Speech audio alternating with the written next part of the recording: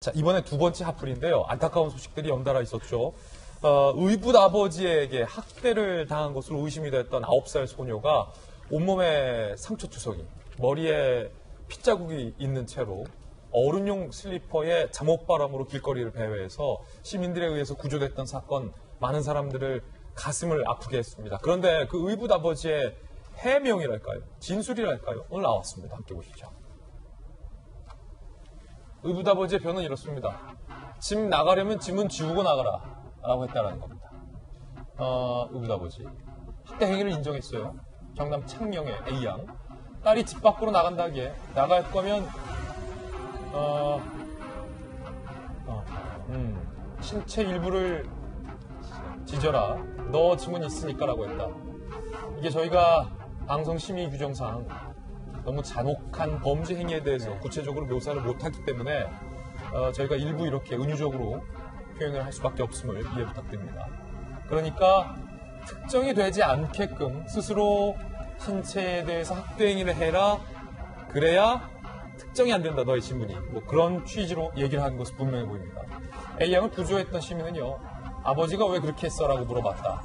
가족이 될 기회를 주겠다며 지문을 없애라는 이 말이 되느냐라고 시민은 반발하고 있고요. 둔기로 맞고 묶이는 등 고문도 현재 확인 중에 있습니다. 의붓 아버지의 병 함께 보시죠. 아내가 3, 4년 조현병 약을 먹었는데 아내 대신에 내가 체벌을 한 것이다. 안 그러면 아이를 죽일지도 모를 정도로 흥분해서 아내가 난리를 친다. 제 딸이 아니라고 생각했다면 신경 안 쓰실 것이다.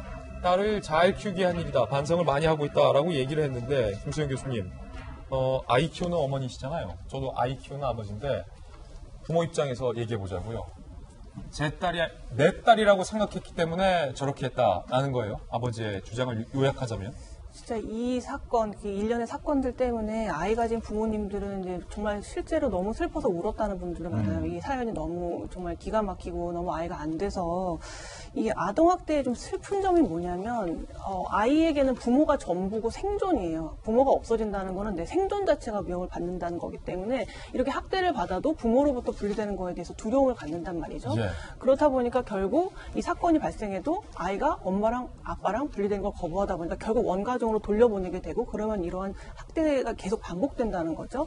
그리고 이제 그 아버지의 얘기가 나는 뭐 내 딸이라고 생각을 했기 때문에 저렇게 아이를 뭐 혼낸 거다라는 식으로 훈육한 거다라는 식으로 얘기를 하는데 전형적인 가스라이팅이죠. 나는 너를 사랑해서 이런 거다. 그리고 너가 잘 되라고 이런 거다. 그러니까 나는 정말 좋은 의도를 가지고 한 거기 때문에 잘못이 없다는 식으로 얘기하는 게 전형적으로 가스라이팅인데 뭐 외국 사례도 보면 저 이제 미국에서 잠시 살았지만 아주 작은 아동 학대가 발생하더라도 일단 분리가 원칙입니다. 뭐 아이가 아무리 부모랑 분리되길 원치 않다 하더라도 일단은 분리시켜요. 그래서 미국에서 아이 키울 때 항상 걱정하는 게 뭐냐면은 행여라도 문화적 차이 때문에 아이를 뭐 훈육하고 했다가 아이를 뺏길지도 모른다는 그런 두려움을 다 갖고 있거든요. 예. 그럴 정도로 아동 학대에 대해서 굉장히 엄격하게 조치를 취하는데 우리는 너무 안이하게 생각했고 또 아이가 그렇게 부모랑 분리되는 걸 두려워한다는 이유로 그냥 아이를 돌려보내는 너무 안이하게 생각한 것 같아서 좀 이 부분에 대해서 굉장히 뭐 시설이라던가 제도라던가 전문가라던가 이런 것들이 강화돼야 될 것 같다는 생각이 들고요.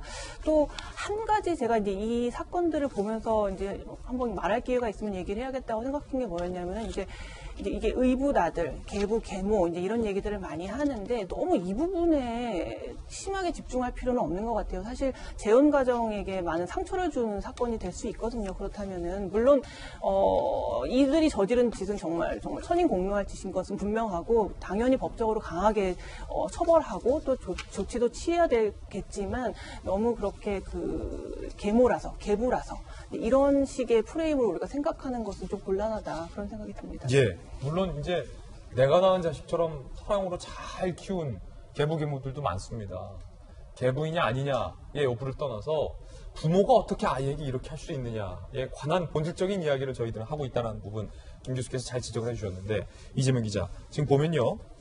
오늘 중앙일보의 보도에 따르면 손가락 지문 관련된 이야기를 이 아버지가 했잖아요.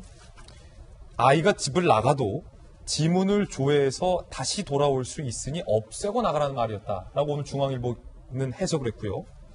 오늘 또 다른 보도에 따르면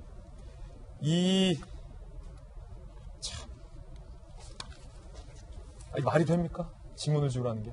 그렇죠. 그러니까 이게 지금 뭐 아마도 뭐 끔찍해서 사실 표현하기조차 힘든 그런 사건인데 아마도 이제 밖에 나가서 본인의 그 아이의 신원이 드러나면 본인이 이제 했던 범죄 행위들 굉장히 오랫동안 지속적으로 학대가 자행됐기 때문에 그런 것이 드러날까봐 아마도 이제 그런 말도 안 되는 정말 아예 지문을 없애고 나가라 이런 얘기까지 했던 걸로 좀 보이는데 아니, 그러고서 자기 친딸이라고 여겼다라는 말이 나옵니까?